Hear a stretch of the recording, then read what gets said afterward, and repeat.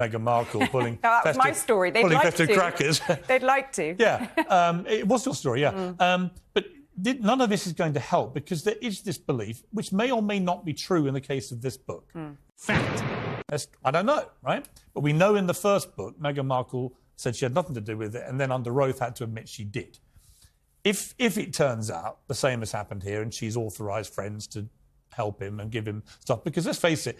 Ladies and gentlemen, we got him. This exchange of letters between Charles and Meghan Markle, only one of them can have told people about that. And Charles is not the kind of guy that's going to be telling people about a letter like that, which makes me think it's her and her friends or somebody has gone to Scobie. We'll wait and see. Are you serious? But if that is the case, this is going to be very damaging to the ongoing trust issues between Charles and Harry. Well, trust is the key issue, and I think that was something I touched on in that piece about them saying we wouldn't decline an invitation to spend time with the family. The problem is, as you just rightly said, imagine what a whole Christmas at Sandringham would produce in terms of potential future content. And I think looking at, the phone call between Charles and Harry and Meghan... Stop it. Around Charles' 70th birthday, it was briefed before it happened, and it was briefed after. And I think if you can't even have a private phone conversation that isn't briefed before or after... I honestly wouldn't trust... If that was someone in my family... After what they've done? Yeah. Repeatedly, I wouldn't trust them as far as I could throw them. Trust is the issue. And fact. That's not changing anytime soon. Let's go to Kahindi Andrews, be waiting patiently here. Kahindi, we've talked a lot about race issues over the years, but specifically here, there is no doubt that when they went on Oprah Winfrey 2 years ago, they made a series of allegations directly inferring racism by senior members of the royal family, which they've never produced evidence for, and which 2 years later Harry said, we didn't mean... Hey, y'all, come look at this. In racism, we meant unconscious bias and so on. Do you not feel that that is incredibly damaging to people like you who constantly fight battles for racial equality, racial justice? Okay, I'm listening. You have my attention. Try and fight proper battles about this. Is it not incredibly damaging to that when someone of their profile tries to pretend what they said to Oprah Winfrey was not what it was? Stop it. Well, no, I think the allegations when they came out, we all kind of believed it. It wasn't something that seems completely outrageous. Also, I'm not sure what evidence you could have. And actually, if you listen to the clips, they're clearly trying not to say the names because they know the names are going to cause this massive storm. But are you serious? I think a bigger problem with the whole way this has been portrayed is Oprah's shocked, everybody's shocked. No black person I know was shocked that this came up in a conversation in the royal family. And the bigger problem here really is that actually it isn't about racist royals. Wait for it. It's about the royal family is racism. It is a symbol of white supremacy. That's the bigger problem. Because the way they're we white. talk about this now is completely because ludicrous. They're white. No, not because they're white, but because they're white, because they are almost exclusively white. Where is the evidence of them being white supremacists? What is he doing? Link back to colonialism. Why do we even... The idea that a country like Britain, which is incredibly diverse, an empire which was more diverse, is led by this almost exclusively white family into the 21st century. I'm sorry, that is... So you're judging them by their skin. Hey, y'all, come look at this. That's the issue of racism. So just to be clear, you're judging them by their skin colour, not the content of their characters. No. I'm saying their skin colour is not an accident. It is not an accident that Meghan Markle is the white. First black person to they go can't into help the being family. white. It is not an accident that she's run out of the family. They're white. You're black. I'm white. We can't help our skin colour. It's not about their skin colour. It's about what it represents. The idea that King Charles is the king of... My family's from Jamaica, which is 90% black people. And the king of, the head of state of Jamaica is the King Charles. It's ludicrous. That is a ludicrous thing in the 21st century. But that is what I'm saying. Symbol of white supremacy. Well, you're going to have a vote. I couldn't care less if it was Kate. Listen, countries like Jamaica will have votes and they can decide... It's not about having a vote. It's about the... No, but the point is you can... There are countries choosing... There are countries like Jamaica choosing whether they want to go independent. That's absolutely a democratic right. You don't have to have our monarch as the head of state. The fact that's a choice The fact that's a choice in the 21st century tells you there's a big problem. But do you think anyone then, so anyone in the royal family, Kehinde, just to be clear, anyone in the royal family, as far as you're concerned, is a white supremacist simply because they're white and they're part of the royal family? What I'm saying is the royal family, like the police or like universities where I work, they are institutions of white supremacy. It's not about the Stop it. individuals. It's about what they do. It's about their role in the world. That's the real case. The royal family should be gone. It should be abolished. It shouldn't exist if we're talking about anti-racism. I really couldn't care less which royal said what, because that actually distracts. What if they didn't say it at all? Why on earth would What if they didn't say it at all, but the whole world has been led for 2-3 years to believe that they did? What about that scenario? Like I said, this doesn't, like for me, it really doesn't matter whether they said it or not. Because you think they're all racist anyway, right? Not about individual people say, it's not they are all racist, they are in an institution which is racism, which is one of these primary symbols of racism. You know, sometimes, Kehinde, Wait for it. It's surprising that Kate, I think. I'm going to say, sometimes, you know, when your default position, which it always is, by the way, is that everyone's a white supremacist if they've got white skin colour until they can prove otherwise. Ladies and gentlemen, we got him. It is your default position. That is not what I said. And it is your default position. Piers, you know it's not what I said. That's always been your default position. I said that the institution... Any white people in any position of authority, power, anything, they're all white supremacists. Default position... It does beg the question, my default position why is do you that want to live in a country like this if they're all white supremacists? Like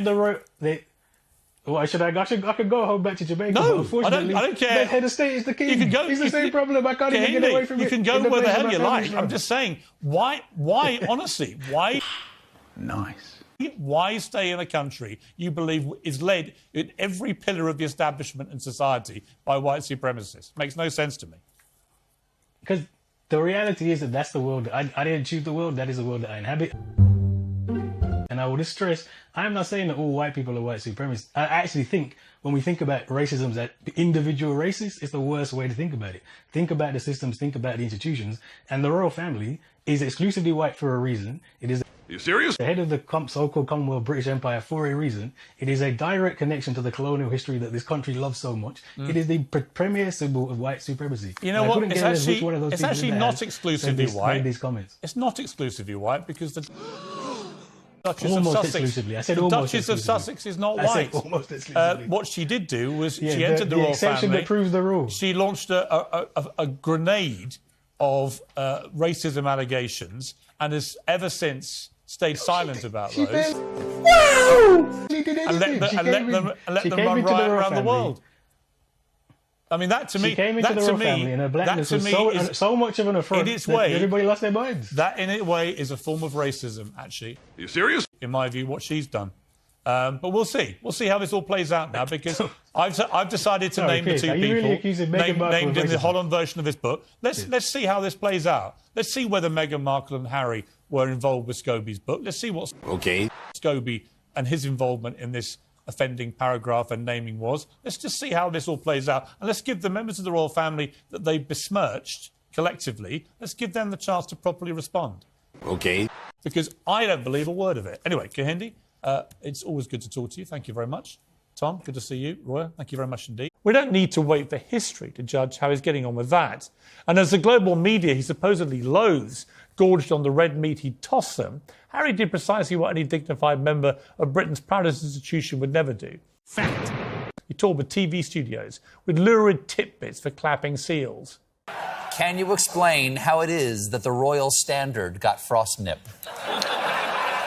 We've taken quite a leap from grief and trauma to my Todger.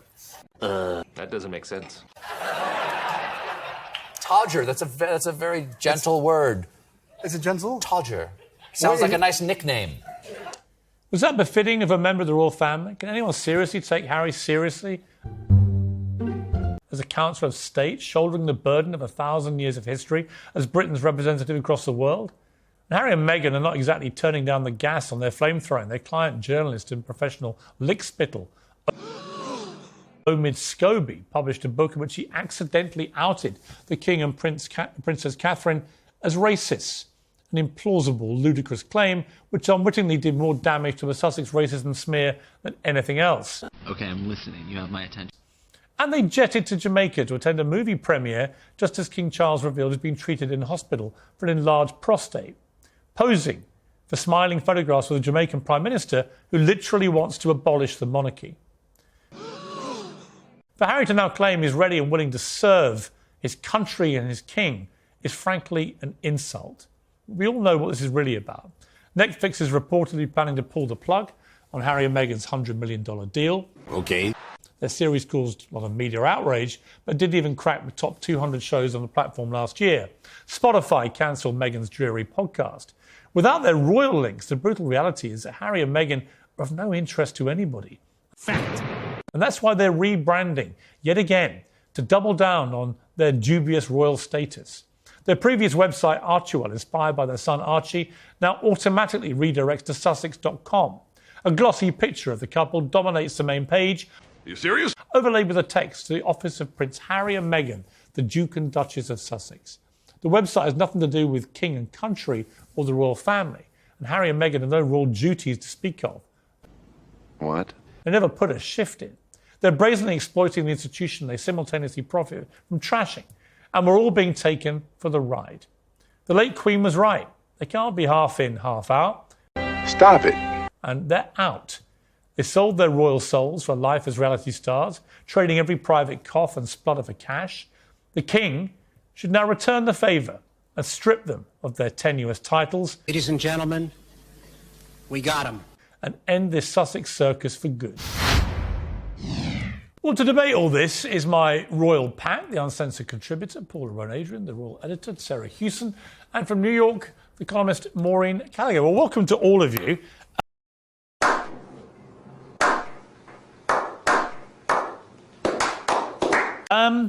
All right, let me start with you, Sarah, to set the scene here for what's really going on behind the scenes. Lots of messages seemingly being communicated to the media. Mixed messages, I think. Very much mixed messages. Hey, y'all, come look at this.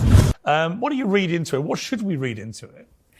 It's really hard to read between the lines here, but there were reports over the weekend that Prince Harry has made it be known that he would be willing to make a temporary return. What is he doing?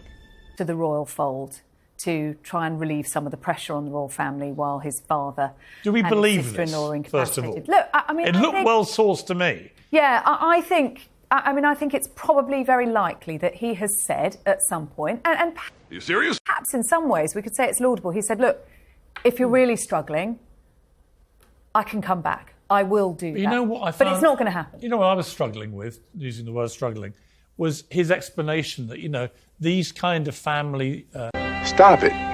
situations where someone's very sick can bring everyone back together when he, according to the other members of the family, is single-handedly responsible for all the fallout in the first place. Fact. But it seems to me, from his tone and his language, that he is now seeking some kind of rapprochement. It's much more conciliatory language that we're hearing from Harry. No more demands for an apology from the family before any kind of contact. But from what I've read, and it looked pretty well sourced again, an emphatic no thanks. Yeah, absolutely no way back. Particularly from Prince William. I think that's the biggest mountain that Harry has to climb. Are you serious? It may well be that behind the scenes there are cordial conversations taking place with his father. And that is what he's talking about when he says, this can bring families back together. And so it should. His father has cancer and has always wanted Harry to come back. There's a big difference between family relations and then Harry making an official comeback as a working member of the royal family. The terms of the Sandringham summit were absolutely clear. All in. Okay. Late Queen Or all said out. You can't be half in, half out. Okay. You're in or out. Let me bring in Maureen here. I mean, Maureen, I've got to say, whenever we try and find people in America to defend Harry and Meghan, it's almost impossible. Nobody wants to come on and defend them over there. What is the mood about them over there? Well, Piers, this is, again, it seems like we talk about this all the time. whenever I'm lucky enough to do your show, the feeling of Americans, and we have absolutely had it. And the temerity of Harry to go on an American morning breakfast program, That doesn't make sense. Good Morning America, and use a sort of trumped up event a year out promoting the Invictus Games to happen next year, to soft pedal some sort of possible reconciliation with Prince Charles, and then to later leapfrog off of that with a story placed in the Times of London with this bombshell claim that not only did Harry want to return and was willing to help out, what an offer, but that the palace might be open to that as well. It's been really a remarkable 2 weeks in terms of just the timeline of events and the series of humiliations that Harry and Meghan have suffered, from the breakneck 24-hour trip to London to the UK to see Charles, and to get only 30 minutes, to hear later from Charles's staff that they, quote, couldn't wait to get rid of him because they were afraid he would never leave, to William not seeing him nor speaking to him. So that was a f***ing lie. To William then saying emphatically, and Charles's office briefing emphatically, there is no way back for these two. And when you couple that with Meghan's rare quietude this week, she was seen but not heard from on GMA in America.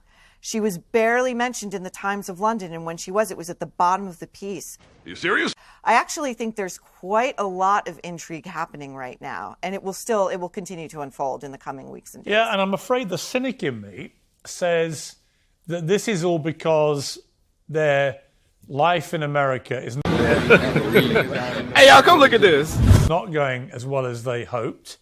The millions have been stemmed by them being turfed off platforms like Spotify because they were effing grifters, according to one of the executives there, and produced terrible content.